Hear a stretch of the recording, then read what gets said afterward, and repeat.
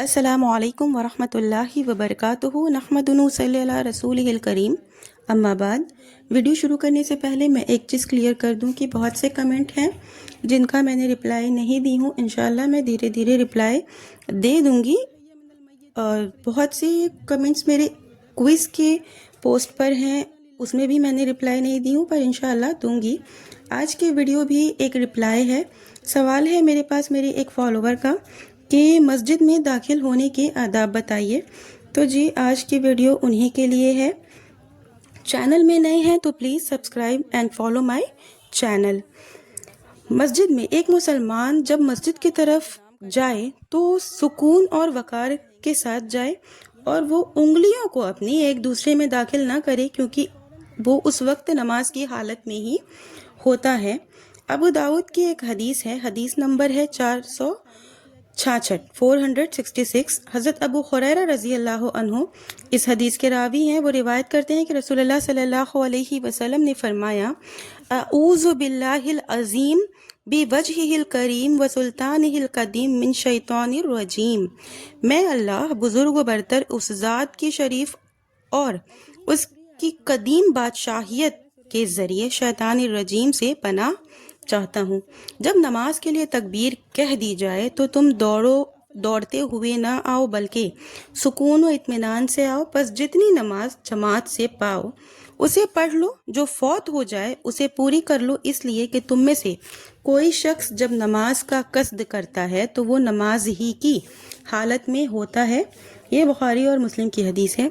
پہلے مسجد کے داخل ہونے کے آداب میں ایک آداب یہ ہے کہ پہلے دایاں پیر مسجد میں رکھا جائے اور یہ دعا پڑھی جائے، بسم اللہ والصلاۃ والسلام علی رسول اللہ اللہم افتح لی ابواب رحمتک۔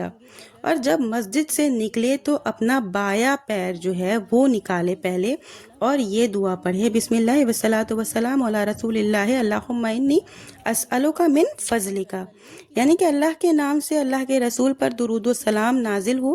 اے اللہ، میں تجھ سے تیرے فضل و کرم کا سوال کر رہا ہوں۔ ابن ماجہ میں جو ہے وہ یہ الفاظ ہے، اللہم عصمنی من الشیطان الرجیم، اے اللہ مجھ کو شیطانی رجیم سے محفوظ رکھ۔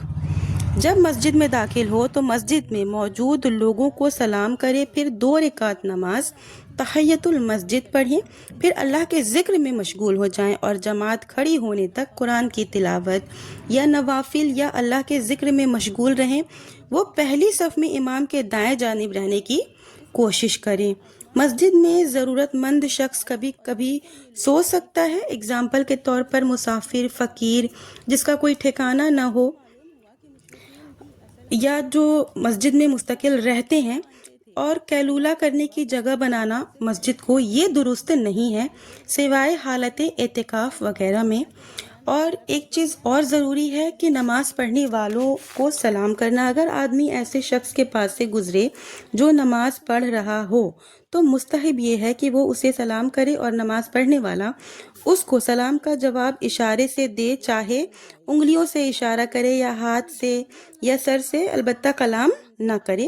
حضرت صہیب رضی اللہ عنہ کہتے ہیں کہ رسول اللہ صلی اللہ علیہ وسلم کے پاس سے گزرا، اس وقت آپ نماز پڑھ رہے تھے، میں نے آپ کو سلام کیا، آپ نے اشارے سے میرے سلام کا جواب دیا۔ یہ جو ابھی حدیث میں نے آپ کو سنائی ہے، یہ ابو داؤد کی حدیث نمبر 925 ہے، اور ترمذی کی حدیث نمبر 367۔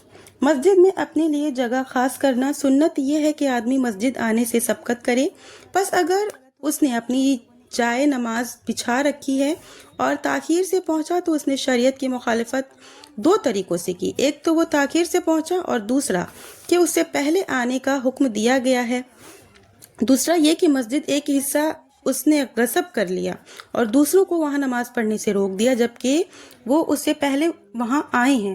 پس اگر کوئی شخص مسجد میں اپنی جائے نماز بچھا دے اور خود تاخیر سے آئے تو وہ شخص جو پہلے آئے وہ اسے اٹھا دے اور اس کی جگہ پر نماز پڑھ لے، اس پر کوئی گناہ نہیں ہوگی۔